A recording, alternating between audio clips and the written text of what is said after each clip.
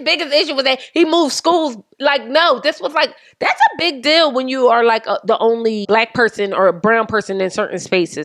You know, but Michelle's issue was that they was po.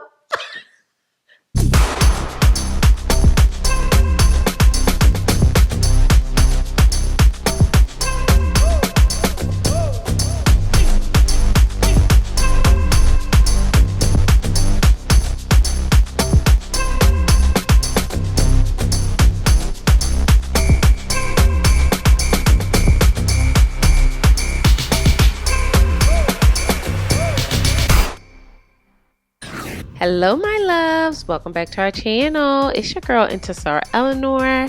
I am joined by my beautiful husband, Joseph Conner, and we are back on the Conner's couch talking all things Married at First Sight, season 18, episode 11. So by this time, you all have seen the after party. Yes. And if you haven't seen the after party, you better run it back because my baby daddy is on the after party, okay? Yeah. So I am super excited to say that Joe had the opportunity to be on the after party, and he looked so beautiful, y'all. Like, he just is such a stunner, and he did so well. I am over the moon, okay?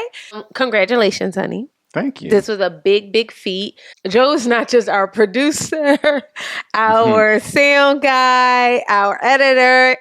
He's also our manager. And he be getting things done, honey. And it's just really beautiful to see you have had that opportunity and to get you, I mean, I think Joe is a star, and I think it's worth hearing what he says. I know y'all say I always overtalk him, but it just was so beautiful to see him kind of like, his voice feels so sexy and everything. It's just so good, baby. Yeah, it was fun. First of all, shout out to you guys for just continuing to support us. Straight up. Because these type of opportunities come our way because now we have a little community here, and so thank you guys for tuning in every week and supporting us. And it's been growing. So shout out to all the new supporters that we have. And if you see Joe on the after party, make sure you guys are screenshotting it, everything like that. Like, we want y'all to send it to us at Joe and Zar on all of our platforms. TikTok, which, you know, let's pray about it. Instagram, Threads, like, we're everywhere. So make sure you guys are tagging us and letting us know that you're watching with us. This is like really major, and we want to make sure we can come on back and do this again with them. Yes. So it's just really beautiful. Yes. And anything you guys have to say or chat or respond, because I love that you guys respond in real time here. Love. Use the hashtag MAFS Afterparty and keep it going, and we'll try to pay attention to that too. So now we can obviously say we were invited to be on the after party. The only downside was we couldn't film together. You know, but I think it was kind of a upside. I guess we could say that now. Like, I think it was a downside because I just love filming with you. And to be honest, Joe is my security blanket. And he's experienced like doing stuff like this before. And although in my brain I'm a weather girl, my stomach was turning the entire time because obviously I'm a good assistant and wife. I was there with Joe when he had the opportunity to film. And it kind of took butterflies away, you know what I mean? Just to see and get to see him in his element and everything like that. So it's just been really exciting. And the truth is, all of this is because of you guys. Like, all of this is because you guys love to listen to us and interact with us. And we have such a great relationship with you all. So I just want to make sure we keep it going. Make sure you send it to your mammy, your auntie. We know they be watching the Lifetime. So tell them that your good girlfriend, your cousins and them is on Married at First Sight After Party. Tell them that your cousins and them is on Married at First Sight After Party and that they need to watch, okay? Listen, I want to see all the cousin shout-outs everywhere. I want to be like, oh, my cousin is on. Yes. I'm not playing. I want it to sound just like that. Yes, and now y'all know, y'all are aware because obviously we weren't really talking about it. You know what I mean? So I'm excited to see Zar next week. So definitely just be prepared and make sure that you got your DVD and recorder on. So y'all DVR, you don't do that to call it no more. I don't know what the kids or wherever are you saying. watch Lifetime and everything like that. Just make sure you guys are keeping up. Jen, we already know that you be busting down on watching Married at First Sight because you be giving us the real tea or whatever the case may be. And this will give you guys also some insight. Like, I think you guys get upset with us because we're not having these large visceral reactions about the people on the show. but we want it to organically unfold. So I feel like a lot of times we're not giving you we're not giving you, I'm giving grace. Right. You know what I mean?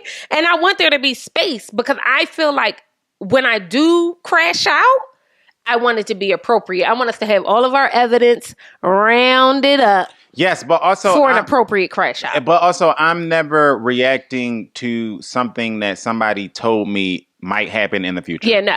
I'm just not. This is not the channel for that. Some people, there are plenty of people out there who is going ahead and they crashing out for 4 episodes that haven't even aired yet because they've been in a rabbit hole on TikTok trying to figure out what so and so did in week 22 or episode 57 and all that.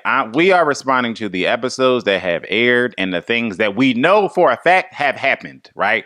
There's a lot of speculation and there's a lot of, especially for some reason this season started with it was articles that came out talking about stuff that was happening at the end of the goddamn season. Like, and we're not getting into any of that. We are responding to what is actually happening on air. There's plenty of places y'all can go. We glad y'all come here, but there's plenty of places y'all can go to dive into the future. And don't stop coming here because y'all gonna get real love. Y'all gonna get all of that stuff. I also saw their thing is like the something couch, and I was like, who said that? I saw it. I was scrolling and I saw it, and I'm like, okay, that's weird. Sure, y'all. Not you rolling your eyes. So yeah, we are back. We're talking about everything Married at First Sight, season 18, episode 11. So y'all already by this time have heard a little bit of what Joe thinks, but I'm really here to pick his brain. Are you guys ready? So we're going to start today with Allan and Madison. This is going to be a very grown and sexy take, okay? Mm-hmm. Because I feel like we all grown here. Are y'all grown in the back? Can I get a hell yeah? Okay. Because we about to be talking about some grown stuff. Allan and Madison, they have a night. They get a little saucy. And Allan decides he wants to leave and go home. Yeah. All right? I watched this episode by this time like twice. Mm-hmm. She was upset that he decided to go home and drink and drive. And I can understand her frustration with that. I have thoughts, but what are your thoughts? At this point in the season, y'all already know how I feel about Madison. I take everything she says with a grain of salt. I don't know what's real and what's fake with her anymore. I don't necessarily believe that she actually has real legitimate frustrations with anything that Allan is doing or did or said.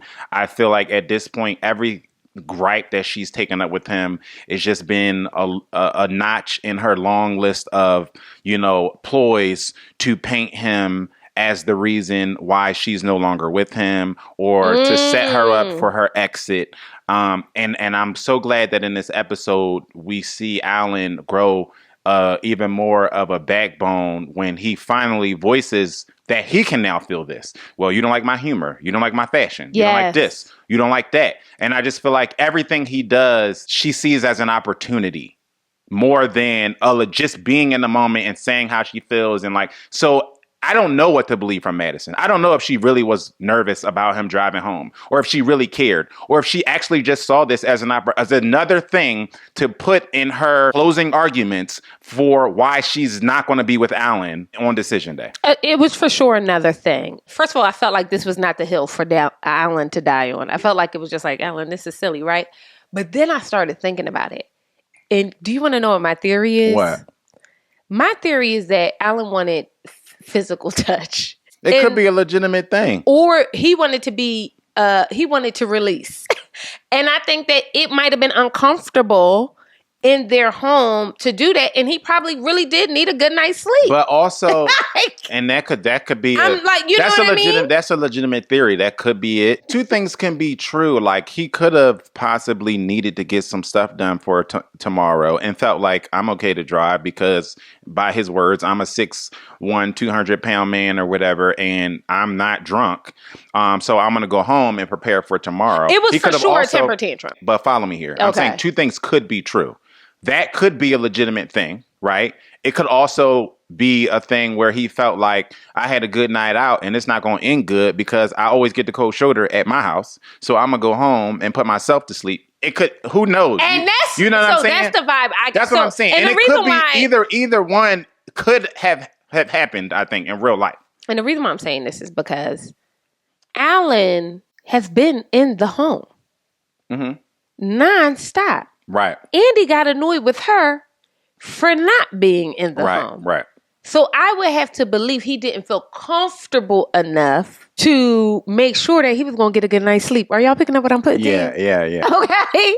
And not even, and sometimes you don't want to wake your spouse up. Sometimes you don't want to do this. I get it. You know what I mean? So I don't think this is an indictment on his character. But I think the way that he was doubling down on the behavior was fascinating because I didn't feel like that was the hill he needed to die on. I felt like it was good to see him stand on business, as the YNs say. You know what I mean? Because the truth of the matter is, I've been tired of seeing, y'all know, I've been tired of seeing people get slapped on this show and then turn the other cheek for people who don't deserve to have the other cheek turned. Yes. One, Michelle and Madison. And so I'm not at the point. I can't turn the other cheek. I'm not going to sit here and be mad at Allan for leaving because on day one, she left the house. And on day one, she left the house. Yeah, she never came. Period. You know, you're literally figured. And I'm glad that he just stood on it and was like, I don't think I did anything wrong. And I drove home and I'll do it again. And he said, I'll do it again. He said, and I'll do it again. Don't think he did anything wrong. However, if I were to express that this thing is something, it could be something minor that, you know, I don't really love that. Like, I don't think that's something that we should be doing. I just don't. He just doesn't have the grace for her in that. And he shouldn't. Okay. That's what I'm saying. Like, we're at the point now where the horse has been beaten to death. I agree. I don't know that I can even believe that she has a legitimate concern. Now, if this was another person, then we can really have a real conversation like, okay, let's talk about drinking and driving. Let's talk about DUIs. Let's talk about real life. I can't even have that conversation with Madison because she's the girl who cried wolf. She got a problem with everything he does. But so how do I know? How do I know what is real and what's fake? I know.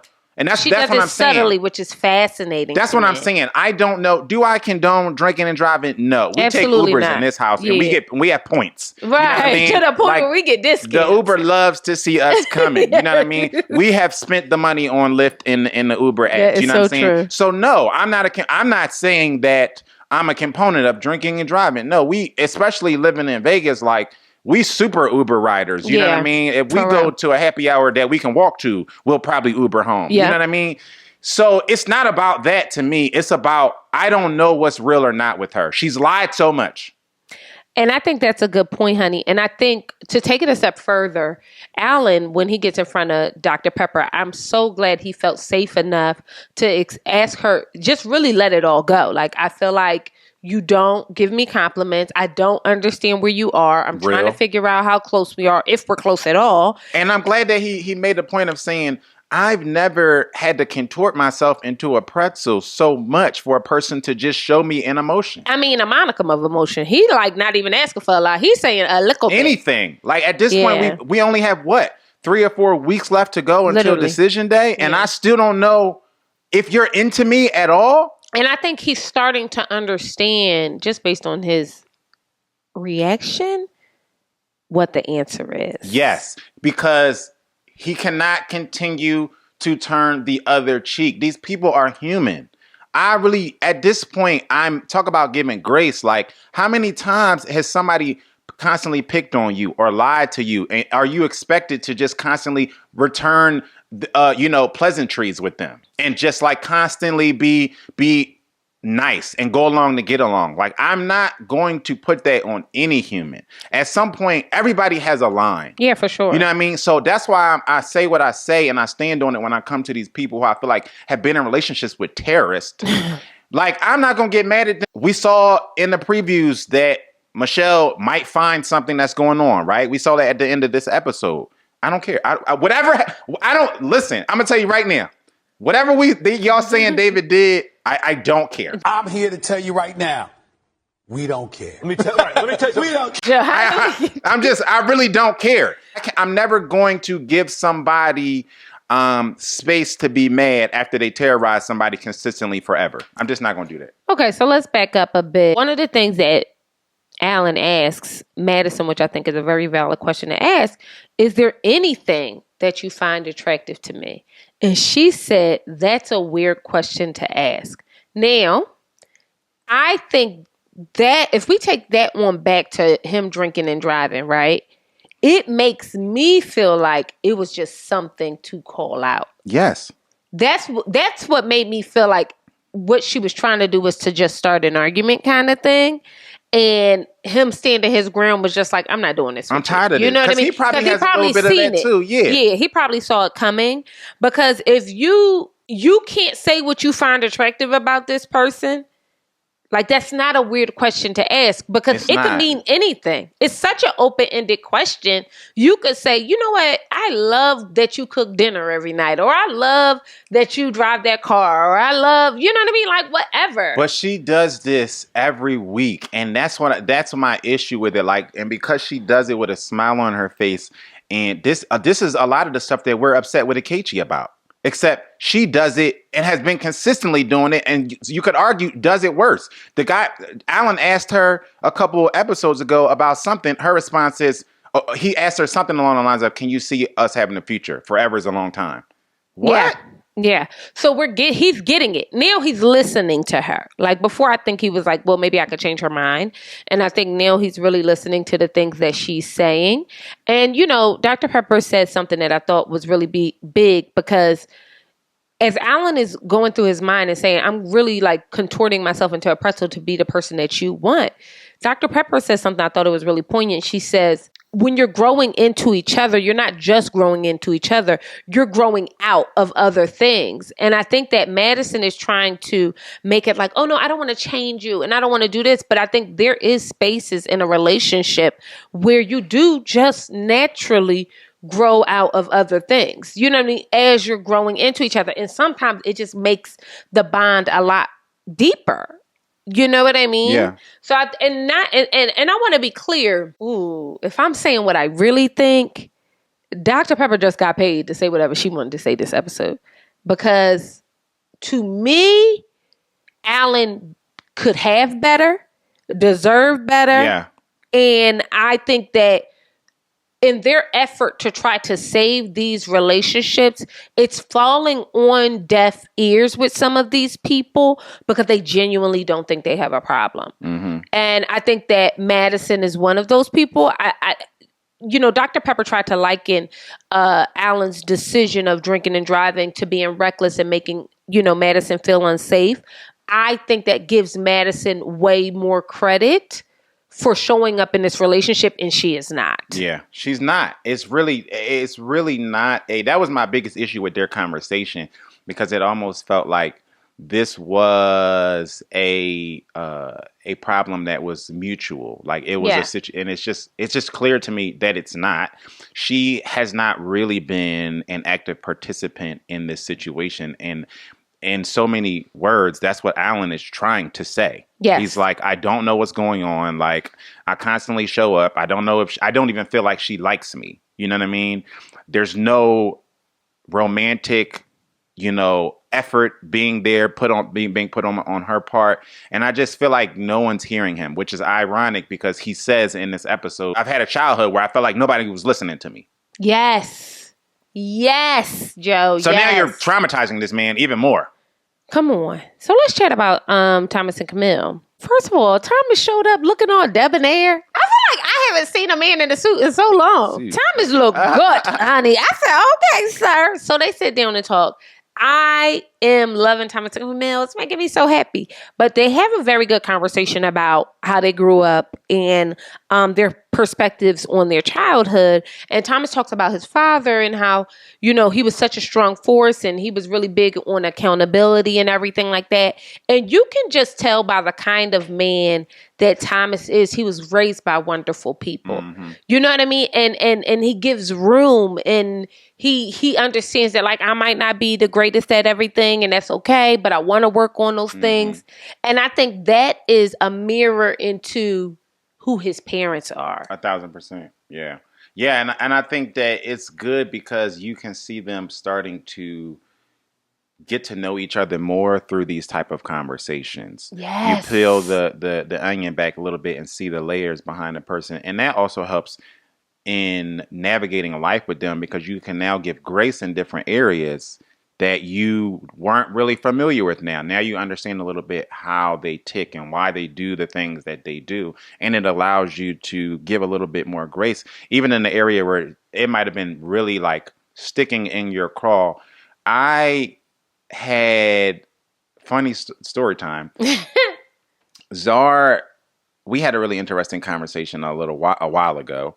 And she was talking about, how her grandmom, kind of treated them, living in the house with them, and how she was Susie homemaker. She was making bread from scratch, and she was also like cleaning and doing all of these things. And because I'm messy, y'all. I'm messy because my grandma always cleaned my room, and she folded my clothes, and she cleaned our house, and she did everything. So I'm not dirty though. I'm messy. No, yes, it's different. I'll clean, but yeah, it's like, so even that conversation allowed me to just have a little bit more grace in my mind, you know what I mean? Because I'm, he's OCD. But also I just like order. Period. You know what I mean? Like somebody had a viral tweet that said, y'all call it OCD, I call it put it the fuck back from where it's supposed to be. Like literally. That's me. Like, you know what I mean? I just like order. I like cleanliness. I like to know where. If I go to look for something, don't be telling these people I'm dirty. No. I mean, like in a sense of in a person who can be described as OCD, chaos can feel like dirt to them in their mind. You know what I mean? You'll walk in and the room could just be out of order. Like I can do that. Like if I'm busy and I'm in my office and I'm in and out a lot, I might take my jacket off, not hanging in my closet, and it'll be on my couch in my office. Yes. I'll walk in and be like, I have to clean up my office. Yes. Right? My office is not actually dirty ever, but because it's out of order, it feels like dirty to me. Right. And so even that conversation just helped me to have a little bit more grace, because then I can understand, where things are coming from. I still be annoyed at times, like he annoyed all the time. You know what I mean? But that's what I mean by like these type of conversations help you to navigate life a lot easier with the person that you're dealing with. I absolutely think so. I loved the conversation around talking to Camille and calling her a parentified child, which I've been called. So it's so fascinating. Yeah, and I could see that. You know what I mean? Like, and not that, like, to Joe's point, I grew up in a house where once my grandma passed away, we kind of had a lot more responsibility. And that was kind of the beginning of my teenage years. And so she really did help my parents take care of us. She was really she was our grandma, but she was like an old school granny. Like she did everything for us. So kind of having to navigate that, and also coupled with the fact that my parents separate and my grandma passed literally with almost in the same year or so. You know what I mean? So we kind of like had to really rely on each other. So it's nothing but girls in my house at this point. And my mom was just big on like, we got to take care of each other. You leave the house looking one way, she need to leave the house looking one way. You do this, she need to do that. So it made me like one of these people. Joe called me Captain Save-A-Ho, but it makes me one of these people where I'm always, if it's my sisters, I'm taking care of my sisters. You know what I mean? And my mom, for that matter. Like, it's just... Well, everybody. Like, I think to Dr. Pepper's point, it does affect that, that your upbringing and growing up in that environment does affect how you see the world and how you move in the world. And I could see some of those similarities in Zar and how she shows up for everybody. It doesn't have to be her sisters. It could be her friend, a friend of a friend of a friend. You know what I mean? Because we had a conversation about that a long time ago. Like, like you gotta be about yours first. You gotta make sure that you set boundaries, because people will suck you dry. And I did get sucked dry in 2024. I was like a raisin. Yeah, because people get used to you being what does she call it? A parentified child. People get used to that, and then especially people who have known you since you were a child. People have known you since you were younger, right? And so it got to a point where it was hard to watch, because I could just tell people's mindset was, I'm going to just call Zara and she's going to fix it. Because that's basically how it was for them. Their POV was, I'll just call Zara. And even if it was indirect, because people will also do things like they wouldn't overtly ask her for stuff. They would just call her and complain about certain stuff, knowing that her response would be, oh, don't worry, I'll just send it to you. Don't worry, I got you. I'll handle it. Don't worry, I'll buy the ticket. I'll do this. I'll do that. And you could just see how that can morph into being taken advantage of. You know what I mean? And so it was interesting in watching that interaction, because I've seen that and it's hard as a spouse, especially in the beginning, in the beginning of your relationship or a marriage, where you're like trying to give grace and things. And then after a while, you're like, okay, fuck this. Like, we're not doing this no more. And I got to that point where I just had to be, I'm always frank with Zar, but I had to be even more transparent. Like, we're not doing this. You know what I mean? Because with people who deal with this, you also see how it tears them down. Because those people don't see when Zar has a rough day trying to help the entire world and she's crying, or she feels like those people aren't there for her. They don't see that. And those people don't typically ask for help. They are the helpers, right? So then you see how it's affecting them, and you get angry for them. And as a husband, I'm not only do I get angry, but it's my job to protect my wife and to set boundaries that she might not have the tools to set at that point.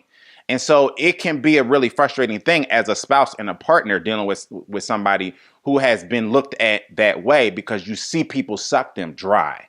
You know what I mean? So that was an interesting conversation, because I felt that. And I think Camille felt it. And I think that's why she got emotional about it. And I love that Thomas was holding space for her and just said, I want you to be more vulnerable about where you're from and how you're feeling about things. And I think he likes to see her softer side. And I think also that was my issue as well. I was like, I'm going to get stuff done. So I can't be this sweetie poo poo. I can't be all those things. And I think that, that's why 2024 is, although for me was a terrible year, it was also, and I don't want to say terrible, it was transformative, because I think that I was going through a thing where I didn't have the capacity to give anything to anyone else.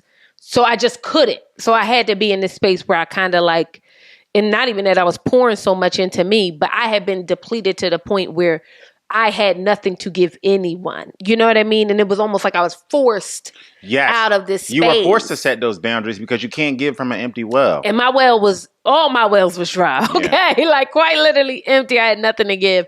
And I'm only now kind of getting my water supply back. You know what I mean? And I mean like little drizzle by drizzle. And I do think in this case, having somebody take care of you in the way that you take care of me has made me, I think it's brought my bricks down. That's why I see so much. That's why I bang with Camille so much. Mm. And I'm so hypercritical of her, not because I think she's doing anything like she's a terrible human, more so because I think she's a fantastic human and she deserves nice things. She deserves to feel good. She deserves to be in relationships where she is loved and taken care of. And I think what I think she didn't say, what she probably should have said was, the more Thomas shows up and takes care of her, the softer she'll be. Because I think this is the sweetest I've ever been. But it's because I was I was a rag doll, and my husband was just lifting me up, putting me to bed, lifting me up. I'm not even bullshit. I was so out of it all of 2024. He quite literally was walking me through, hand holding me through every single day. And to have that kind of support, and I don't want to cry, but to have that kind of support, it just means a lot, and it makes you want to be soft. It makes you want to show up a certain way, and I think that Camille's going to have that moment too, because I think Thomas is so capable. Oh, 1,000%. And so conscious of her feelings. You know what I mean? And I see that, and that's why I'm always rooting for them, because I'm like, girl, you got it. You have it in him. He's so mature. And he's so conscious of how he shows up with her and what she needs. Yeah. He asked her a question. First of all, y'all, they're folding clothes at the kitchen, at the counter. Baby, I thought that was the most loving thing I have seen on Married at First Sight. That's how you know you locked in. Y'all just folding clothes together or whatever the case may be. I thought that was just really, really sweet. And I just love how Thomas just asked her, like, what is it that you need to feel more like, what can we work on together in order to make you feel more comfortable, more vulnerable here? Because she was like, I only cry like once a year, whatever the case may be. And girl, I get it. You know what I mean? And she was like, that's just not who I am. And she made a point to say her vulnerability shows up in different ways, which I thought was important too. Yeah. But I did think that, you know, him wanting to hold space for her was so big. I don't know. I love Thomas. Well, yeah, and he's going to be able to be that buffer for her too. You know what I mean? And I think that that's a part of the process of, you know, melding together. Yes. Is understanding what those things are that allow you to be softer, to be more transparent, to be more vulnerable. And so those are really good questions that Thomas was asking. And I think even over time, he'll learn those things through just doing life and interactions, because sometimes it's an observation and less of an answer to a question. Yes. And I think that's also it, right? Like their intimacy is growing so much, even for her to be folding his t-shirts and stuff like that. Like stuff like that is intimate. But it's just so sad that people don't understand that. There's so many people that, and I'm talking about the singles right now, who really don't understand that.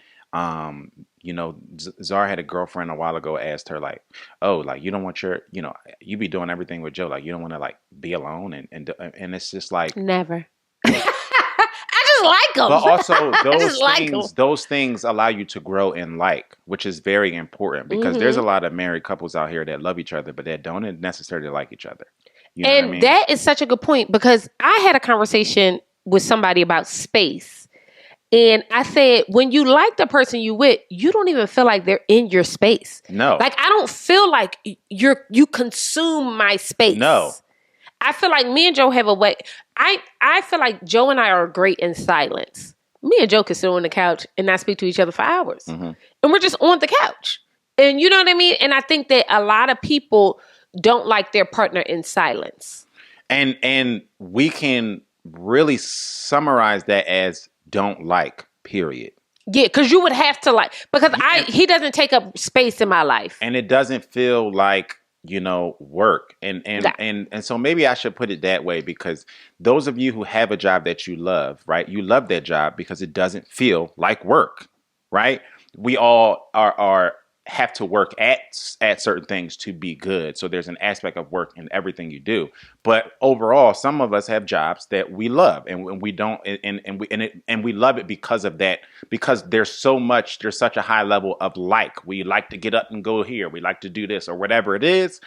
Your relationship can be that same way. Some relationships do feel strenuous, and there are some spouses who drive home and they sit outside the house before they go in. And sometimes you're the reason. Right.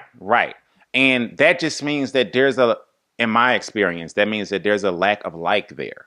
And that like is built through doing little intimate things, through doing silly things, through nothingness, from simple things like folding laundry together, or going to get coffee together, or going to the grocery store together. Seriously, or going to the grocery store together. Like, these are things that help you build that like, because so many things come from that isn't clickbait enough. It's not sexy enough to talk about on the podcast and on these shows and these in-person panels that y'all go to. You know what I mean? That's not the stuff that y'all talk about. Y'all talk about coffee dates, and y'all talk about Cheesecake Factory versus, you know what I mean, a steakhouse. But we're not telling people, like, go to the grocery store together. You know how many inside jokes come from us doing random stuff? Child, we got so many inside jokes.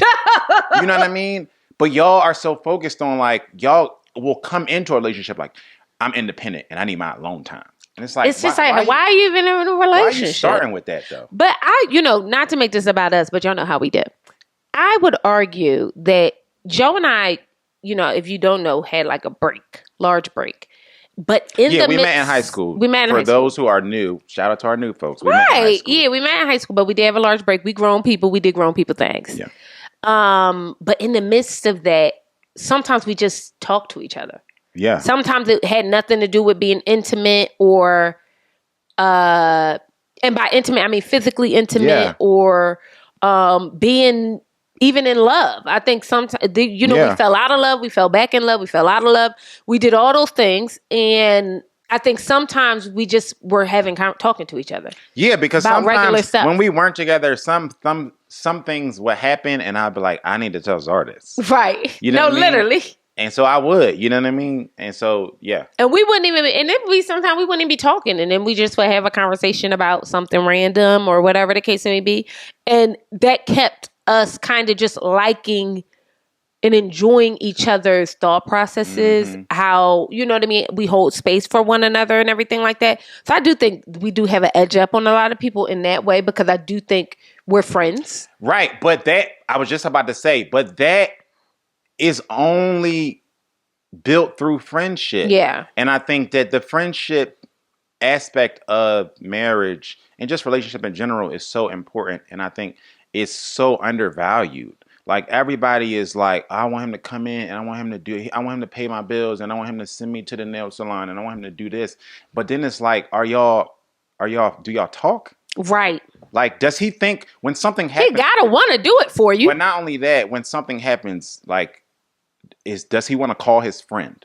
Or does he view you as like, this is my girlfriend or my fiance or my wife? Or do he view you as a debit? Right. Or that part. Like, I mean debit, I mean like taking money out of like the all account. you do is take. Right. And not to say, and that's not even just for women. I think that can be for men. That's period. You know what I mean? Inversely as well. But I'm saying all this to say, Thomas and Camille, oh, I love y'all. Damn, y'all was giving me all the feels. Y'all just feel so real to me. Oh, it feels so like genuine and honest and rooted. Yeah. It feels like it's so many roots there. Like from the outside looking in, Thomas and Camille, it feels to me like you have been married. Yes. And it feels to me like the part that I like about this the most is that it just feels like both of y'all are bought into the process. Yes. And honestly, that's the bar for me. I don't need y'all to like be in love with each other or be, head over heels for each other, be kissing in the mouth and all that. I really don't need that. You know what I mean? On this show and shows like this.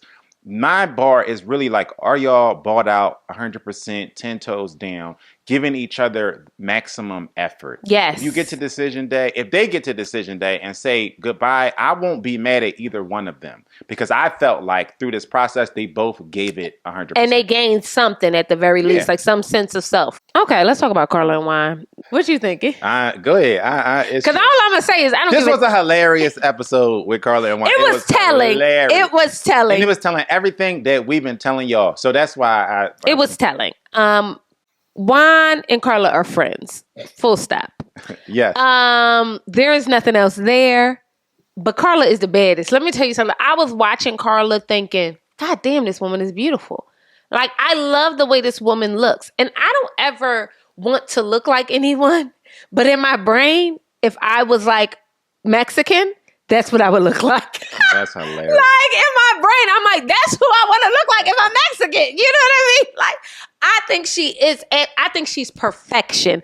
I look at her and I think, oh my God, look at this beautiful, stunning woman. It's so funny because the juxtaposition is so interesting there because as a man watching this show and getting to know her more, I feel closer to Juan about how he feels than how you feel. I mean that in the way of when I first saw her, I thought she was gorgeous. Yes. And so when she spoke, I paid attention to her looks and her attractiveness. The more I got to know her, the less attractive she became to me. See, if I was a man, I'd probably be the worst kind because I still think she a bad bitch. And I probably would still keep her on my roster because I'd be like, I just got to keep this bitch around. I would probably have somebody I take more seriously, but I would just need to be around a bad bitch. And that's what she is to me. I think she's so stinking beautiful, but I do think you are right. I think Juan is just here for the plot. I don't think that I think he's here for the plot. I think he is participating. Yes, he is. I think he's a part of the process, and I think he feels, and I would argue rightfully so, he feels that he got the short end of the stick as far as his luck of the draw has gone. I think he wanted more substance. And I think, yes. And that's why I mean where I can understand and sympathize with him in the aspect of losing attractiveness for her. Like, she's become less attractive to me the more that I've gotten to know her. The more that I've gotten to know her and watch her interact with Juan and just watch her talk and just exist. It's just becoming less attractive. You know what I mean? And so I can understand where Juan's moves and reservations come from. I absolutely understand where Juan's reservations come from, because to your point last week, if the roles are reversed, I would get it, right? And I think if the roles were reversed, most women, just like Juan, would become increasingly more unattractive to their person, whoever they were that got paired with. Somebody likened it to Issa and Lawrence, and like Joe never watched Insecure because he ain't that. Listen, we're not even gonna get into it. Listen, we're not gonna get into it. Issa, I like my women with respect. I can't listen. Okay. Shut up. Issa and Lawrence. So Lawrence, because I'm sure you don't know, was Issa's longtime man, okay? But he went through a time where he wasn't working. He was trying to get this app up off the ground. He was, to me, from the outside looking at him, was probably depressed, and he wasn't active at all, wasn't doing anything. She grows unattractive to this. She come home, she got to pay all the bills, she got to do this, do that. She ends up cheating on him with another man, Daniel, okay? That's what they're likening Carla to. Which isn't a bad, honestly, it isn't a bad comparison. And I would argue that Carla is worse than Lawrence, because Lawrence, in the little bit of story that I just got, was actively trying to do something. Whereas Carla comes across as like, I'm just giving it to the universe. You know what I mean? Which is two different paths. I agree. And I do feel like, there's a lot of privilege there. And I think that's what's hard for Juan to kind of get with too, right? He works so hard because he is an immigrant, not even a child of immigrants. He is an immigrant, right? And I think he sees how Carla is and shows up in the world as privilege. Yes. Like, you don't work hard because you don't think you have to. Because you apparently don't. Because in the truth, I do like the idea of just existing. I say that stuff all the time, like I'm a lucky girl, everything like that. But there is a certain amount of privilege that comes with being able to exist in that way. Yeah. That I don't think Juan feels he's afforded. So when he is around people like that, I do think it kind of like turns him off, because he thinks of all the ways he's working hard in these spaces. And all the ways that, very similar to the darker diaspora of minorities, right? Mm-hmm. Talking about us, right?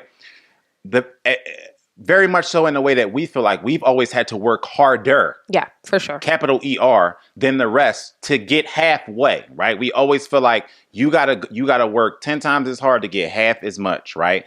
And that's a reality that we live with as many brown and black people live with. So I can understand, especially now, even double it, right? I'm not an immigrant, you know what I mean? In the sense that Juan is. So now he might feel even more so like, bro. Right. I had to really get it from like the mud. Beyond the mud. Yeah. You know what I mean? He had to get it from the mud in Colombia. He had to get it from a different kind of mud. That's a whole different mud. But my biggest gripe with that, though, is, right, I can see all that. I can deduce all that, but I'm not in a relationship with Juan. Right. He still has to communicate that.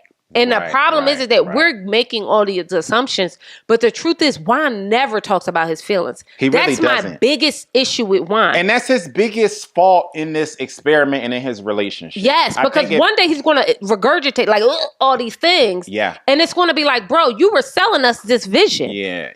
That you have to be transparent and communicate well. And that's one thing that Juan has not been doing. To the camera. Who knows what he's saying to Carla? Right. But to the camera. To me, it would be, they don't have deep enough conversations. Yeah. And I wonder if he had these deeper conversations with Carla, would he get different responses? We get nothing but lightness, Pilates. And I wonder if he even feels like he can have deeper conversations with her. I don't think he cares. I think he's completely indifferent about having these conversations. Now he is. I don't think it started that way. To your point, I think when he came into this process, he was like, wow, this is a bad, like. He had to think she was beautiful. He did. We saw him at the honeymoon. Yeah, he had to think she was right, beautiful. But that was before they started having real conversations. Yeah. Right? And so I think at one point he did feel like super into her. Like he felt like, yeah, let's do this. And then when it was time for substance, I think he started to retreat. Although I get it, I can align with that. You are a grown man. It's your responsibility to communicate that to her, because it feels to me like she's grasping at straws to be, she talking about, we all know this woman wouldn't work. If she quit that job, she wouldn't have worked. She'd have been doing hair out of her bathroom or whatever storage closet she got. You know what I mean? Just curling and cutting up people's heads. So for me, if you doing Pilates, she want to do hair and then she want to do hair and Pilates, and then give you a sound bath. Like, girl, this is an experience. You have to pick a plot. What are you doing? Which, girl, whatever you want to do. What I'm trying to say is, now you have all these things, and maybe he is inspiring that in you, but I would like to get to the bottom of why you think you don't have to work. Like, I don't think they're having deep conversations at all. That's frustrating for me to watch, because I believe Juan is a deep person. Yes. And I believe, which is why he is finding a hard time connecting with her. And I think he is a logical thinker. He's a well-educated, well-spoken person. He has thoughts and feelings, obviously. But he's not going to but that will require vulnerability. And I think he wants to I think this is all about producing. I think that he's not going to give the camera anymore. He already knows how he feels about this person. He already knows his decision on decision day. He already knows that. So he's selling us a bill of goods. He's like, oh, okay, I'm going to just be nice. I'm going to participate in everything. Come on, girl, we're going to go to Pilates, do a little bit of this, put the crystals on our forehead, and keep it moving. You know what I mean? And I think it's unfortunate because he's already checked out. It's not an opinion. It is fact. And I'm checking out from them right now. Let's move on to Michelle and David. David and Michelle meet with Dr. Pepper, okay? And she asked them, like, how they're doing. They both say they feel like they're making strides, okay? Then she asked them, well, how? But they both only come up with communication. She say, what up? Well, what else? The silence. Bro, they had nothing to say. The silence. Hilarious. First of all, I find it weird that Michelle is trying so hard right now. I don't. She's in front of somebody. Michelle. But I mean, in this episode, I found it odd. I found it almost eerie. I found it eerie that she's trying right now. I don't find it. This is a part of the plan. I don't want to out myself, so I'm going to make this super general. Y'all ever have been a part of a company or a part of a job? Y'all had a job or whatever, and say like you have a quarterly meeting where it's time for you to either present something or go over the things that you're currently doing or working on, right? This might be or maybe this is a bi-weekly phone call with another team, right? Say that call is on Wednesday every 2 weeks, right? On the Monday of that week, y'all have never been in a position where you're like, the call is coming up. Oh my God, Joe. That's all she's doing. This tracks. This was a week where they had to meet with the experts.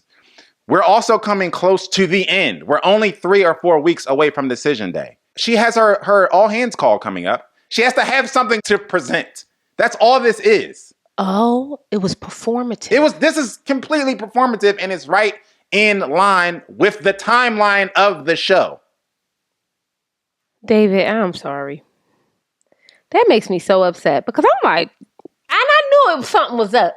Yes, that's exactly what it is. And like I said, I've been trying to give Michelle grace because I don't align with her in any way. I find her to be mean and nasty, but I'm trying to get with her on like how she is showing up. Like I can't believe that she would want to show up that way. And like I told you before, I feel like something is going on there. And they speak about her childhood. Now, so they speak about both their childhoods. What's very clear to me, David's biggest issue in his life was that he went from public to private school. How about that? Which is massive. If you are a black person or a brown person who has either gone to like a magnet, private, whatever school, I align with that. It is a big transition to be like the only Black people in the room. It is. You know what I mean? The beautiful thing is that we lived in a city, so it was like white people who was used to being around Blacks. Yes. You know what I mean? So there was a difference, but or maybe there is a difference, but he says, that was tough for him because he didn't understand, Dr. Pepper said everybody was clicked up. No, them babies was racist. Period. Okay. Clicked up. That's hilarious. Hilarious. If his biggest issue was that he moved schools, like, no, this was like, that's a big deal when you are like the only Black person or a brown person in certain spaces. So, but Michelle's issue was that they was po. How do we do that? They was po. She is so jealous. She's so jealous. And I could feel her in her heart being so upset that this Black and brown couple stayed together and raised their children and moved them from public to private school to make sure they had a better life. Period. Oh, it burns her beans. And now she's projecting her po-ness onto him. I just see him and I don't want to go back there. That he was never there. Let's talk about that though. He was never never there. He was never there. You were poor in your prison of poorness. You were poor, okay? In your prison of poorness. And that's the most fascinating thing about white people, right? The truth of the matter is, and I mean this with all due respect, Michelle, you exist in mediocrity. Oh, and you exist in white me. Nothing you are doing is excellent. Nothing. I mean nothing. You quite literally. You're we didn't even get there. Don't even do her like that. But in truth, you're existing from a space of poorness that he has never experienced. You're projecting that on him. And you're still living in that prison. Yeah. The prison of poorness. The prison of poorness. Because the truth is, not like I said, nothing she does is excellent. And he's only existing in a mediocre space that most white people have the privilege to. Yeah. But because he's a brown man, it's looked down upon. Yeah, which adds to that we gotta fight twice as hard to be mediocre. Right. When we now find out he only make a little bit less than what she does. And he's in line for a promotion that would basically put him in the same tax bracket as her. If not more. He said, if not more. Brokey. It's just too much. And for me, it's like a lot of us don't even understand partnership. So we have such a lack of understanding of partnership. Yeah. That we would think, if you got 80 grand and I got 80 grand and we come together, y'all, we now make 160 grand. Right. We probably spending a little bit more on groceries, a little bit more on this, a little bit more. Which would be more than the average household in America. For two people. She gonna say, well, when do you think you're gonna be able to buy a 2-flat and da-da-da-da? You don't own a 2-flat. Why are we even... It is just so fascinating how they move the goalposts. Yeah. You know what I mean? It's just really fascinating. Dr. Pepper said that she's doing a lot of things out of fear and panic. I could not agree more. Mm-hmm. What I'm trying to assess, experts, is y'all didn't pick this up when y'all were speaking to her before you matched her. It is so clear. The problem I'm having with her even being on this show, if I'm being quite honest, is that day one she started acting like this. This is not something that unfolded over time. Yes. The moment you got matched and faced this much adversity, and I mean the smallest amount, a popcorn grain of adversity with whatever you wanted, mm-hmm. You made it a mountain. Yeah. Oh, I can't get past it. It's nothing I can do. To me, it's the same thing Madison has been doing. That's why I couldn't, in the beginning of this video, that's why I said I couldn't really get with her with the... I'm legitimately just concerned and I'm turned off by it. Like, sure, you turned off by everything. If the problem is water with his left hand, you turned off by it. Madison is better at sleight of hand. Yes. That's the only difference. And Michelle, she can't help herself to be outraged. She just like, it pours out of her. Now they do this thing where she says she really doesn't love his style, whatever the case may be. So she goes shopping for him, which normally I would love. Okay. But I don't love it because we see the bullshit in it. The man showed up and looked perfectly fine. He showed up looking good. We know this is just another way for you to build your case. And that's why we can't get with it. Because these are things that in a normal situation with two capable human beings who are being legitimately committed to the process, we could talk about this. Oh yeah, like take him if he's not dressing how you want him to dress. Yes, take him to the store. You know, what I mean? Normally could judge get down with you 1,000%, but we know that this is fake. It is fake. So now we can't even have that conversation. We got to talk about how you're gaslighting us into believing that this is a real legitimate thing. I agree, and also if it came from a pure space, you'd have bought it for him. A long time ago. You'd have just bought it for him. You'd have been like, you know what? I'm going to give this to you because I want you to look good. But you really don't give a damn. You just was there because you think you got the style. And because your meeting is coming up. Child, when Joe said that really blew my mind, y'all. Like, I think he's right. I do it every month, y'all. So what? Blow my mind? No. Oh. I meant to make MM and KG the middle part of this. Y'all, what the hell is going on with MM and Ikechi? Tired. Basically, MM come home. MM comes home and Ikechi is gone. Gone, super gone. Bags is packed. The fridge is cleaned out. Okay. So she still says she wants to work on the relationship. I want to take this step by step. So we've already seen Joe on the after show. So y'all got his, whatever answers he gave there. But we're going to dig a little bit deeper here. So step by step, how do you feel that MM still, despite the argument that they had publicly, still wants to work on a relationship? Oh, all respect to MM. Like I said, my bar for these individuals as a whole is just to be committed to the process and to see it through. You know what I mean? And that may look different for different people. We're going to get there, but at some point, I believe that Pastor Kyle says what he says to them when he says, like, just take it light for now. Just means, like, just stay committed. Yes. Which, that told me that's his bar, too. Like, y'all don't have to be having sex. Right. You don't have to be kissing in the mouth. Like, just trust the process and stay committed to the process to the end of the show. And so I give a lot of kudos to MM for feeling like she's feeling, because we can see that she's not feeling her best right now. She's feeling disrespected. She's feeling not heard.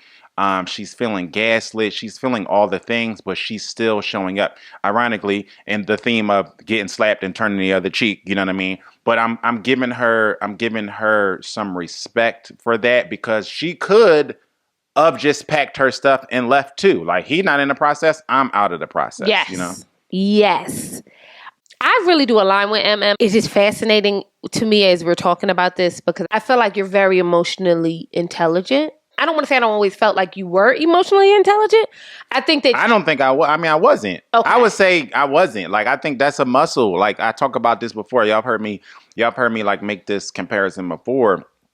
And when I say it's a muscle, I mean, like, when you first go to the gym, everybody has muscles. You just can't see everybody's muscles. They're not all defined the same way. The only way that your muscles become defined is that you work on them. You're constantly lifting. You're constantly stretching. You're constantly doing things to build your muscles up, right? So when I say I feel like it's a muscle, that's what I mean. I feel like I wasn't always emotionally intelligent. I feel like it's something that I started to work on, especially when we first got married and we're in counseling, and I'm hearing things that I can work on, and I'm hearing the way that my initial thought process affects my wife, whether she likes it or whether she doesn't like it. And that also helps you to continue to work on these things and get better at them, you know?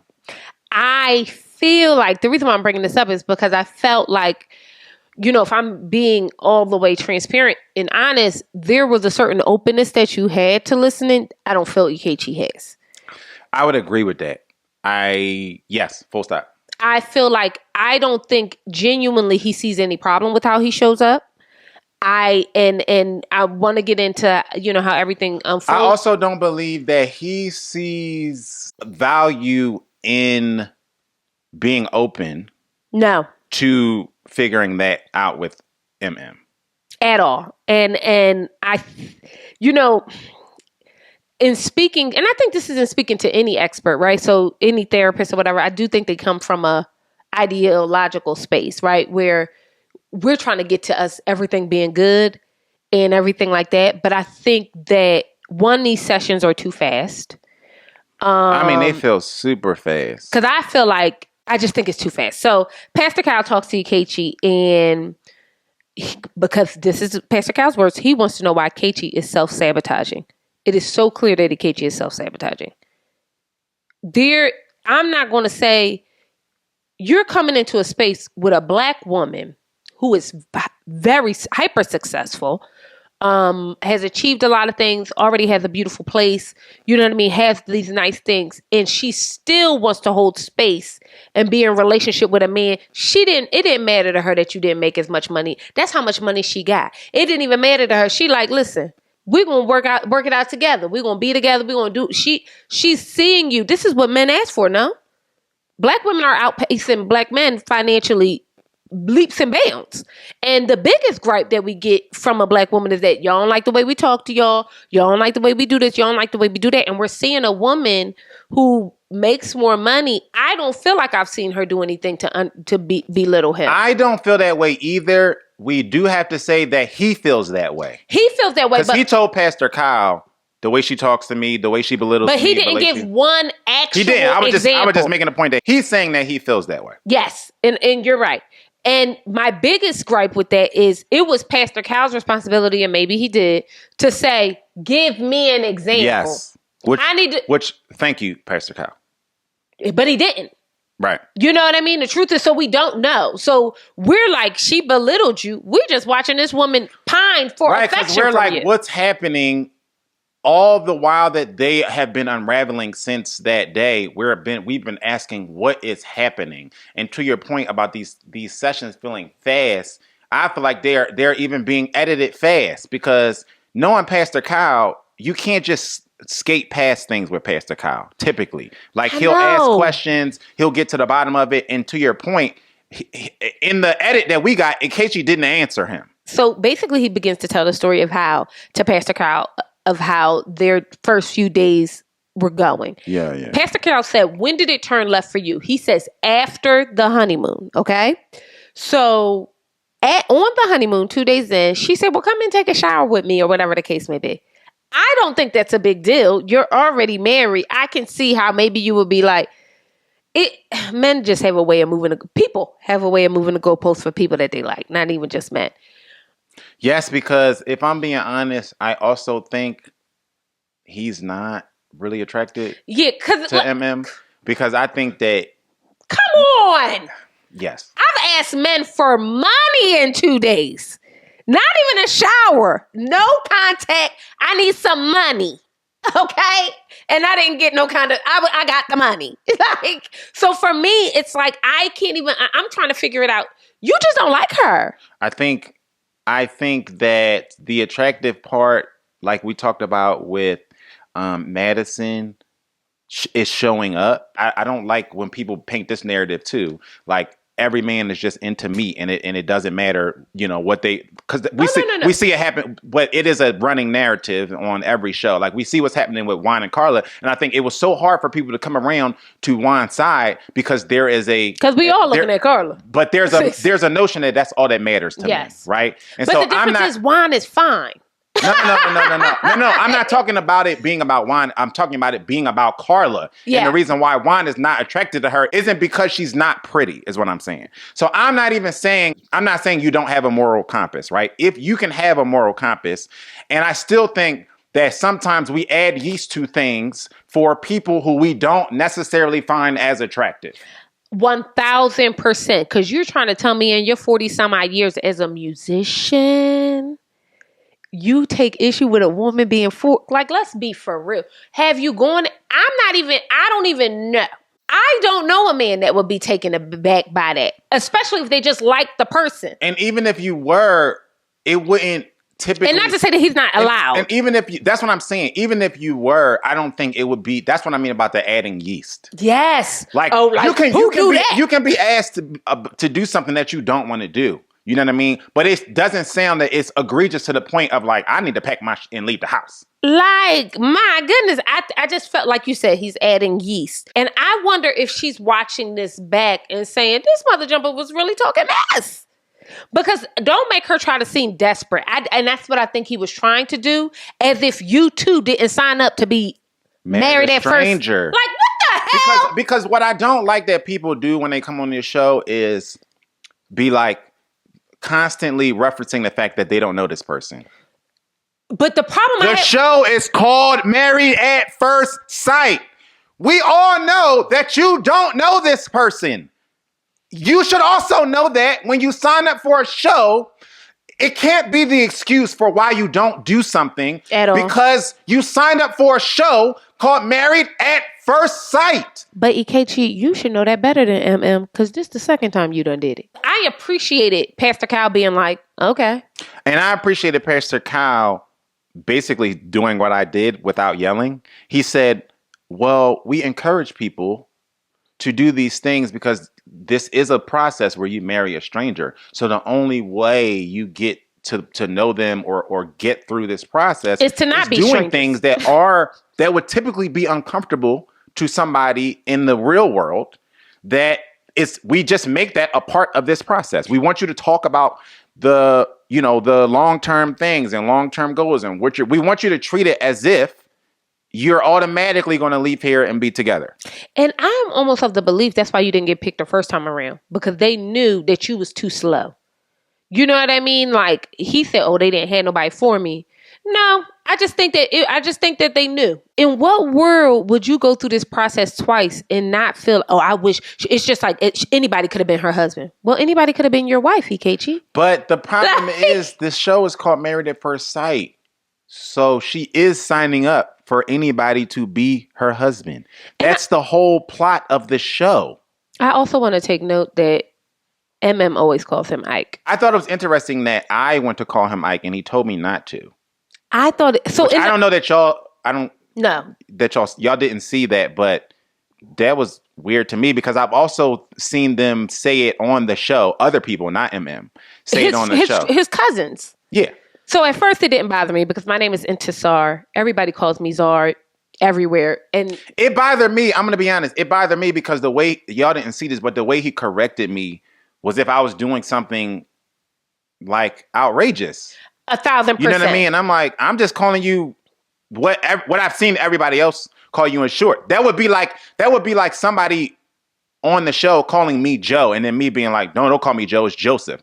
Everybody calls me Joe. You've seen other people call me Joe. Even if I wanted you to call me Joseph, I wouldn't respond in a way of like, no, don't do that. Don't do that. You know what I mean? So, but not only that, it wasn't as if you was calling him Pookie. You know what I mean? Like, that's I just thought it was weird. My granny called me Indy. Nobody can call me Indy. So, like, Joe called me that sometimes, but, like, that's not something that, like, if somebody else called me that, I'd be like, whoa, you know what I mean? Like, what's happening here? Yeah, I just thought it was weird. But it was. And I think it was, first of all, it was a test in jail. Let's be clear. Yeah. To establish dominance. But at first I understood because, like I said, my name is Intisar. I have a hard name as well.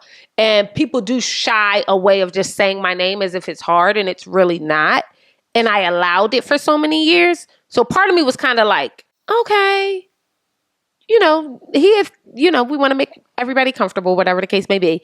But I did still think, I just want to call out that she does call him Ike. And we've seen other people call him Ike. And I think that's why you were calling him Mike. Let's move on and talk about his experience. He says that one, he didn't like that she asked him to shower him. The second thing he says is, she makes me feel belittled.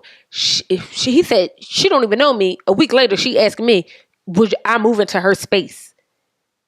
And I'm thinking, she has the better space. Ikechi has a nice space. I want to be clear about that. His space looked better than Michelle's space. Yeah, I thought he had, you know what I mean? I thought he had a good looking space. She talking about when you gonna own a 2-bedroom. Don't do her. Girl. Don't do her. Enough of Michelle. But in real life, I thought it was like fascinating that he would even get upset about that. For a black woman who obviously out-earned you, is more successful to even invite you into her space like that. But also, that's the process. That's why Pastor Kyle corrected him, because the process is, we want you guys to be committed. So we want you to have conversations that indicate that you have plans on being together beyond this point. That's it. But that's how I know y'all are not having enough conversations with these people, because he's still trying to find the gotcha answers in order for them to stop asking him the same questions. But also, yes. And why haven't we had this meeting weeks ago? That's part of my frustration too, because this is a conversation that should have happened weeks ago. And I mean, between Pastor Kyle and him, right? For Pastor Kyle is saying some really important things, right?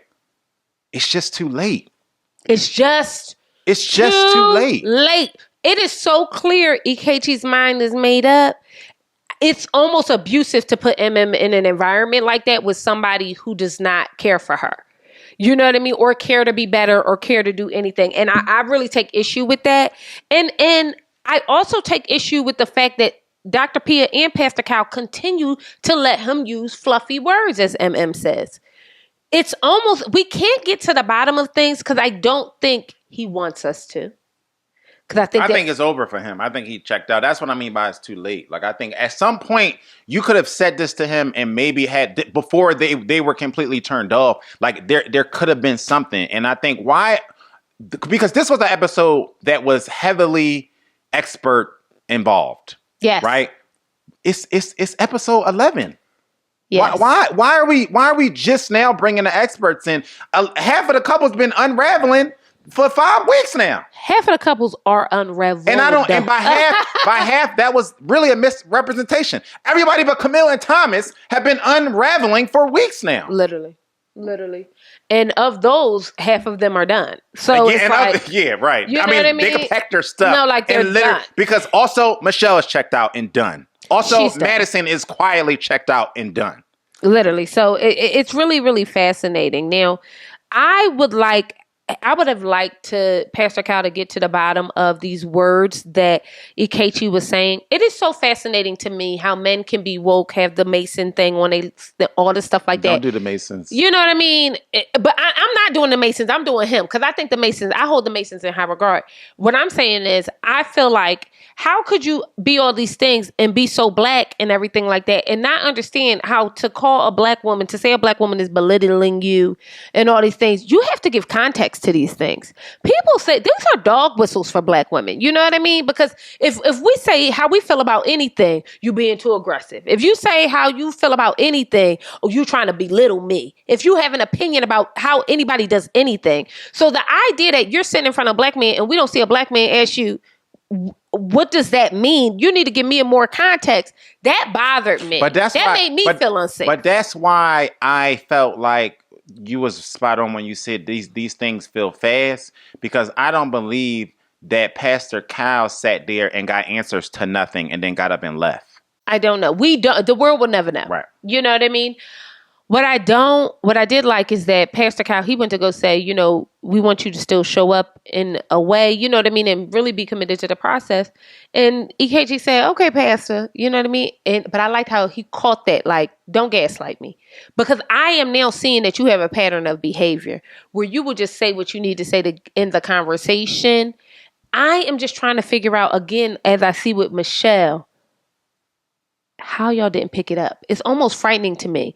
I'm almost nervous. It makes me, it's scary to me that y'all can have conversations with these people, these in-depth conversations, and not pick up any of this about their personalities. I mean, because I could clock it. We talk about, in the beginning of almost every season, about being more involved as a viewer in the picking and the pairing process. And I think this is what we're talking about. Like, we really don't know how in-depth these conversations go, how much they're talking to people, how much they're vetting people. The situation with Michelle was really only interesting because we saw them ask about David. Mm-hmm. Without saying his name, they literally asked about David. And that's the one time that I feel like in the seasons that I've been watching the show that we got a window into how y'all are vetting these people and seeing if they're ready to do this or not. She still wants to be with him, okay? She speaks with Dr. Pia. Dr. Pia asks her what she thinks is going on. This was an interesting moment, too, for me. Mm-hmm. Dr. Pia asks MM what's going on. She says, what do you think is happening? She says, I feel like he is not ready. And she hasn't seen him since the 1-month anniversary. This man is checked out, okay? But I do think MM is correct in feeling like he wasn't ready. He just wasn't ready. He wrote a book to his future wife that was never supposed to exist.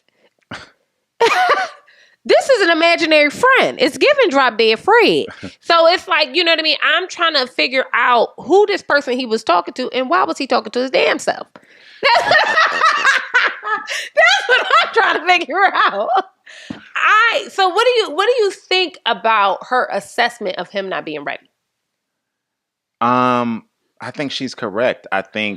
I believe that something changed, but along in their relationship, I think similar to Juan and Carla, when the honeymoon is the honeymoon. So you're vibing, you're really only going off of looks and the other person's representation at the time. And if you've ever been at an island where there's a drink package, everybody's having a good time. You know what I mean? Everybody's vibing. Yeah. Everybody's walking around in bathing suits all day. What are you upset about? You know what I mean? So I think once you get home, and what the real world slogan was, when things start being fake, and start getting real. You know what I mean? I think that was the whole real world situation for a lot of these couples. And I think that's when things really started going left. And I think being ready, the quote unquote ready, means pushing through conflict, being committed to the process, being willing and able to come to the table and problem solve when you do not like the person on the other side of the table at that time, right? We love each other, and the love gets us past these conflicts, right? When we may not like each other. You know what I mean? That's why I think, like I said earlier, we don't talk about enough about the value of liking and loving your spouse, because both of these things come into play during your marriage when you're trying to navigate life. You need to love them, but you also really need to like them. Yeah. Love is not enough, and neither is like. Right. Separately. They have to come into play together. What's very clear to me also is that MM is in therapy. And the reason why I'm saying this is because her ability to be quiet and listen is something that took me years. Okay? I mean, extensive, deep therapy where I done cursed therapists out, left, done all the things, like years. And people, that's a learned behavior. That's a muscle, yeah. You know what I mean? And to see her, and she's able to explain and give room. She says something like, I see his actions as defense mechanisms. Like maybe in some way he's putting up these walls because he feels like he has to defend himself. And I'm willing to give room for that and really try to figure that out together. That said so much about that young woman and the work she's done on herself. You know, for somebody else, I feel like she deserves so much more. And just so much more well-roundedness. You know what I mean? Yeah. So much more emotional intelligence. It's so unfortunate to me. And this young man's 40 some odd years of being on this earth, he can't get there. You know what I mean? That breaks my heart. And that's what I was going to, like, that's what I mean about the openness. This woman is the person who, if we're being very honest, is the victim here. And I don't even like, and I know in therapy they don't like to do a lot of that, but we being for real. She is being like, at every turn, undermined and belittled. She's the one who's being belittled every chance he gets. And I feel like for her to still be in a space where she can see her actions and hold space for him, well, maybe he could have interpreted it this way or whatever the case maybe, says way more about MM than anybody could understand. And that's really emotional intelligence. It's quite literally emotional intelligence. And it really is why that book. That book is bothering my soul so bad. That even feels manipulative. Because how could you write a book about your future wife and you don't even know how to hold space for someone? But now everything is starting to annoy me about Ikechi, y'all. Why he always coming to a room with a book bag on? Why he always got on a hat? Why? This man just going to work and I'm annoyed. He just coming from work and I'm annoyed. But they sit down and they talk, right? So one thing I didn't like that Dr. Pia said was, she said, well, you all trying to be like my man, my husband, but that might be a lot for somebody. She said, well, he is my husband. And the reason why I didn't like that, because it sends mixed signals. Y'all would say that y'all want somebody to be a part of the process and then tell her to back up off it. It sends mixed signals. So it's hard for somebody to interpret who they need to be. Yeah, and I think that so to give Dr. Pia some grace, I think what she was, because I thought she could have chose better words. I understood her point. I understood. I felt like she was trying to say, once in the situation with full context, I can see how you want to, it's a give and take process and you want to respond to what the other person, what's palatable for the other person. Maybe sometimes you can be a little much, right? I think that's where she was trying to say, but I did think that her choice of words was a little weird. It was weird. Could be perceived as mixed messaging. It was also weird because Ikechi was giving MM that energy in the beginning. Yes, like I said. So then why are we mad at MM for staying true to her feelings? And I don't think Dr. P was mad at her. No, mad is the wrong word. Yeah, I think she critical. I think she was trying to give good advice. She just didn't have the best choice of words. And I think shout out to MM because she clocked it. And I think, Dr. Pia called it spicy, but I didn't feel like it was being spicy. I think that when you're in a space with your therapist, anybody, you do have to have a little bit of like, hold on. They are not, first of all, being in therapy does not mean that this person is always correct. The person being the therapist. Yes. And I think that that's also what we got to be clear on.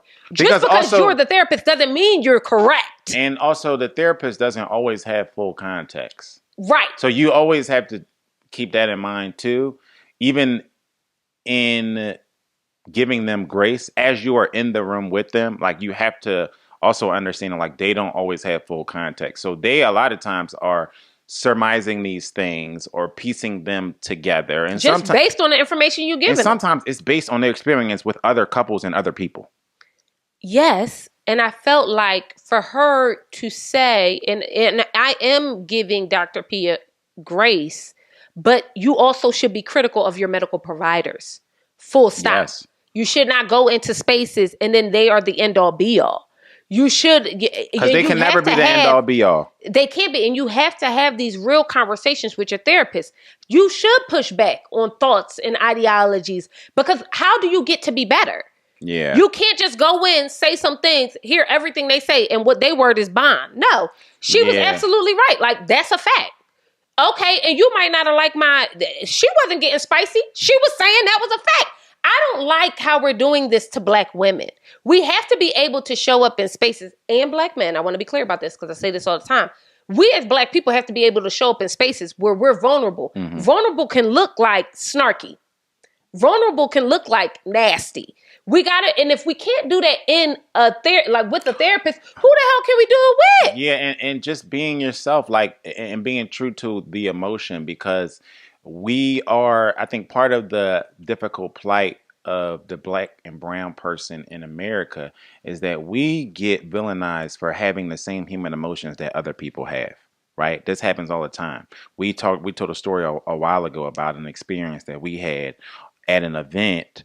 On a cruise, stranded in the middle of nowhere, where somebody like lost my equipment, right? I was rightfully upset. But because I was Black, 6'1" and 100 and something pounds upset, it was looked at completely different, as if I was a 40-year-old white man who was shorter, smaller, and weighed less. Don't get with people. You see what I'm saying? So a lot of times our same legitimate level of emotion is read differently. And chastised differently from somebody else's. So in that moment, she could have been being spicy somebody else who was of different pigmentation would have probably also been quote unquote spicy because they would have been allowed to be. The problem is a lot of times we're not allowed to have these emotions. Because I don't think it was anything wrong with her being spicy. I don't think it was anything wrong. I didn't even think it was worth calling out. I think that a lot of times we are not allowed to have these emotions, and that's the issue. Because I think what Dr. P was trying to get at is like, this may be what he's feeling, which, yes, I get that. And I understand that, but I don't think didn't understand that.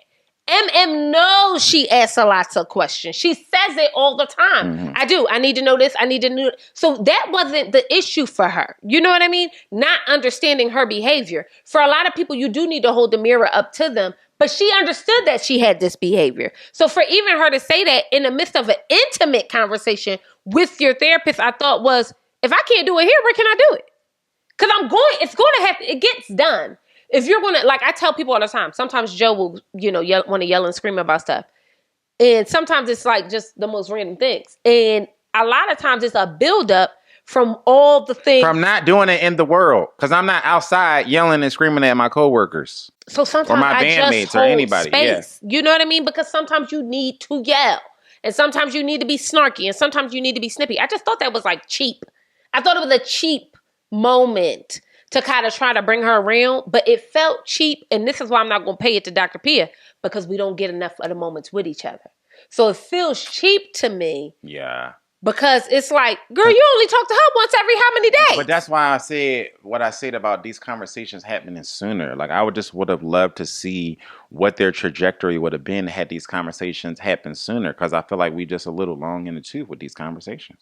So they say that leads with the facts.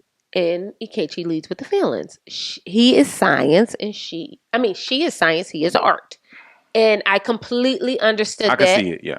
I felt like that's me and Joe to a T. And I felt like for them to say, you got to come a little bit closer. He has to come a little closer. Yeah. I completely felt like that was the right thing to tell them. The unfortunate part is y'all don't even realize he is going and checked out. Then they break down the unwanted sexual advances and how it was translated between the two. So she says she perceived it as not only you do, like I'm doing too much and like you don't want me or whatever the case may be. And he said she was correct in her perception. So they said, well, if she was correct in her perception and you did not share that with her, don't you see how she can assume certain things further? You know what I mean? Yeah. And I can't understand how this man been on the planet 40 years dealing with women and not know that he needs to communicate a certain way. Well, that's what I mean by it's a muscle. Like you learn a lot of these things you learn through trial and error. You learn through counseling. You learn through being in relationships with emotionally intelligent people. And if you haven't experienced that yet, you don't know what you don't know. And his want to control how they interact with each other, Pastor Cal says, and I think rightfully so, that these people who try to do that are never successful. Yes. Basically what we talk about producing. Literally. He basically said, if you come on the show and you try to produce it, it never works out for you. And that's what you are doing. They ask, is it possible to move forward? And is open. And I'm proud of her for being open. And I'm proud of Ikechi for saying that he's open as well, if I'm being honest. Like, you know what I mean? We got to start somewhere. But he does say in his own little confessional that he's leery, which took the openness away from me. Because, like, what is it? Yeah, I get that. But at this point, we need y'all to be a part of the process, which Ikechi has been lacking in. When you leave, you're not a part of the process. When you go home, you're not a part of the process. So I'm going to give you grace in the fact that regardless of how you feel leery about it or not, you say, I'm open. I'm going to be a part of the process. I thought they had a little cute moment where she asked, oh, would you come home with me or whatever it was? You know what I mean? Something to lighten it up. You know what I mean? Because I think that Pastor Kyle was 100% correct when he said, let's keep it light. Because and it's so ironic because we talked about this a couple episodes ago, when I talked about a friend couple of our, did I say that right? A couple who was friends of ours, who was going through something, and my advice was like, try to keep it light. When you first get back together, like you can't have these heavy conversations where you're like going back to these like piercing questions and everything like that, because y'all are not there yet. Like you can't even really have certain conversations without a third party or professional help. So keep it light, because that light will grow, into something else. And then you'll be able to slowly find your way back to each other so that you can have those bigger conversations and everyone not have their walls up. So this is my feeling, and I wrote this down because I think this is like the overarching thing. And I know I gave Ikechi a lot, but two things I want to address. Number one, I want us to stop calling men, and I'm a big proponent of this, so I'm talking to myself too. We got to stop saying men like men. A lot of times, one, I think it's like a reductive argument. I think Ikechi cannot want to be in this relationship and still like women. I think for us to kind of reduce it to homosexuality is a lot, or his grappling with homosexuality is a lot.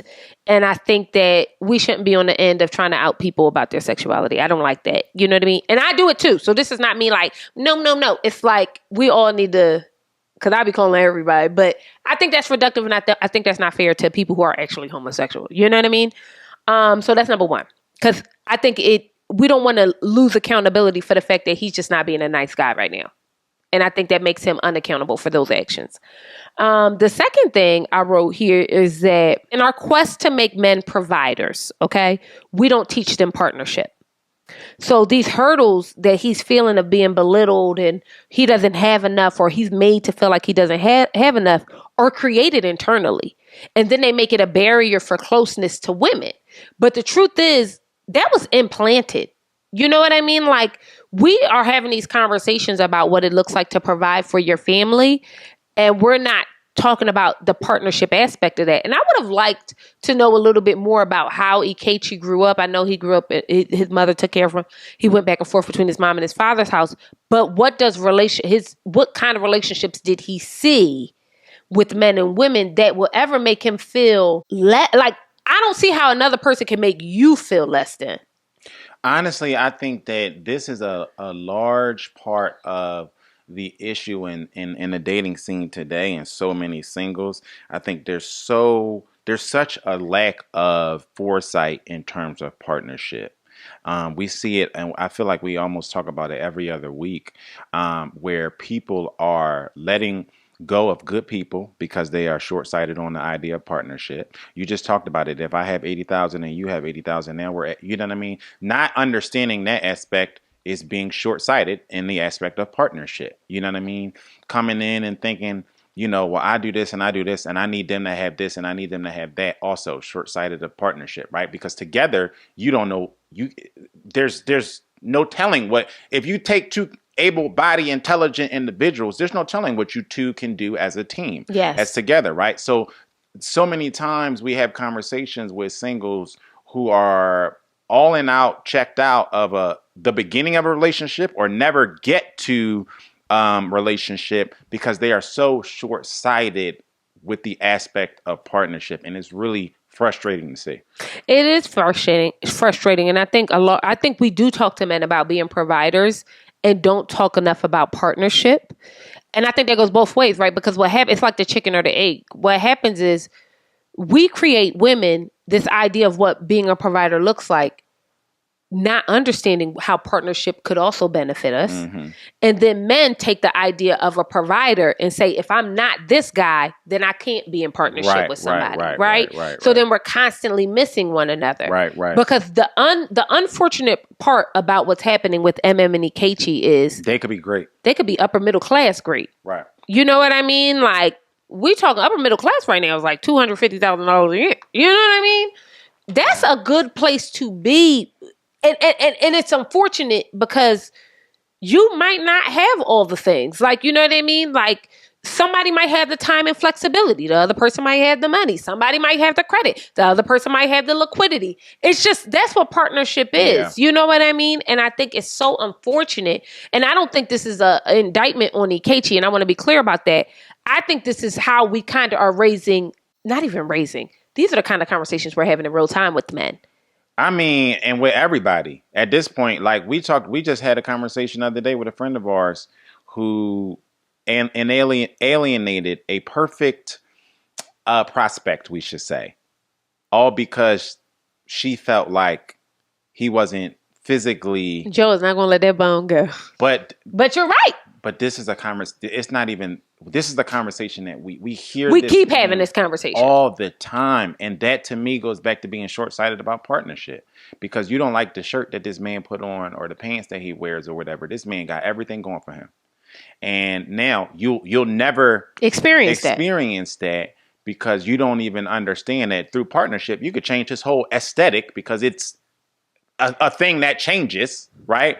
That to me this is such a big theme in dating today. And I think it's maybe one of the biggest reasons why the dating pool is such a shit show. I couldn't agree more. I feel like, and it's sad.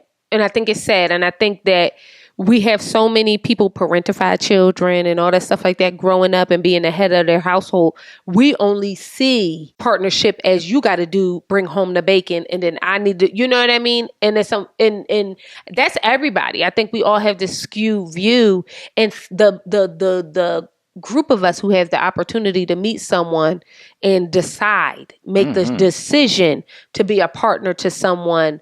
We get to live such a full life. And I'm not speaking to those who don't want it. I get it. A lot of people don't want to get married. They don't need that, whatever. I get it. And I don't think it's anything wrong with that. But to those who do, have to be really a little bit more introspective about what that looks like and what they're providing and what they're kind of putting out into the world. I think we don't talk about that enough. And you know what I mean? I'm thinking about all these successful, beautiful black women and all these successful, beautiful black men who can't seem to meet in the middle, or anybody. This is not reduced to black people. It's a much larger thing that's going on. But I'm speaking to us, you know what I mean, right now specifically, because it is kind of, I be talking like, what are we doing? Yeah, it's terrible. What are we doing? You could live there. You got a partner. You can live anywhere you want. Yep. It's me and Joe in a 5-bedroom house. Period. Hello? And Neil, he is the provider. I will say that. But that's not the point.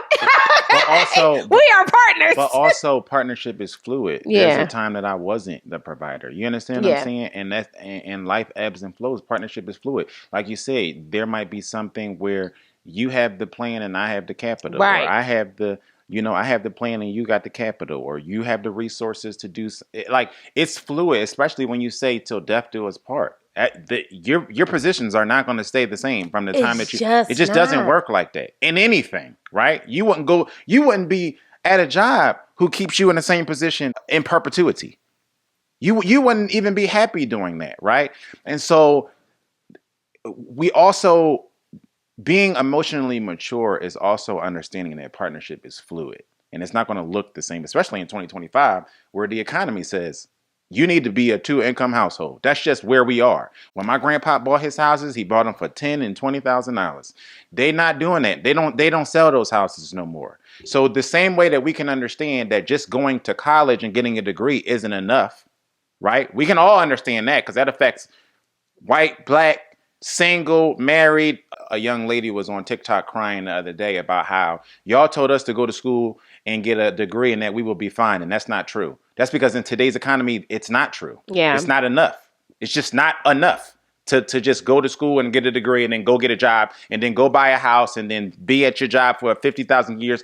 She also was talking about how they mad at millennials because we job hop. We job hop because we're constantly trying to climb the ladder that really wasn't a thing for our parents' generation. They didn't have to constantly climb. They didn't have to constantly try to make more. They were just giving them the positions. And now they're sitting in these positions for 40 years. But they could also make $50,000 a year for 20 years and be okay. We can't do that. That's true. You making $50,000 a year today, you poor. Which is crazy to say. It's crazy to say, but that's the economy that we're in. And so that's also a reason why partnership has to be fluid, because we're not in the same economy that our parents was in. We're not in the same real estate market that our parents was in, and definitely not that our grandparents was in. And so to understand that some days I'm gonna be up and I might have to pick up the slack. And it might be a thing of I might have more time, right? I know a couple who's the dad is a stay-at-home dad, but he also works But it's because he's a stay-at-home dad because he has a remote job. And so he has time to pick up the kids and do this and do that. And they make it work because time is a valuable commodity and he has more time than she has. You know what I mean? And so it's just being open to actual partnership. And I don't think that the dating scene now is really open to that, even though we live in a world where we understand why our generation is buying houses the fewest. We're having children the few. All of these things are tied to the time that we live in. I don't understand how so many of us, especially as singles, can acknowledge the changing of the times and things like that. But when it comes to marriage and relationships, the idea of partnership is just so foreign. It's primarily because the people who are happy and in love are not talking to y'all. And that's it, and that's all. Because they say, y'all are delusional. We ain't got no time. So it's y'all problem. Yeah. Not theirs. Okay. We love y'all. We really do appreciate y'all joining us again. Thank y'all so much for hanging out with us. I know this was a long one, but I really wanted to unpack with you guys what's going on Married at First Sight. Okay. So thank you again for joining us on the Conner's Couch. Make sure that you watch not just the episode, but also the after party we've been keeping up. And watch the after party next week as well. Period, poo. So, bust down, subscribe to this Mammy Tatman channel. Thank you so much for joining us again. I'm your girl, Intisar Eleanor. This is my beautiful husband, Joseph. And we'll see you beautiful mother jumpers later.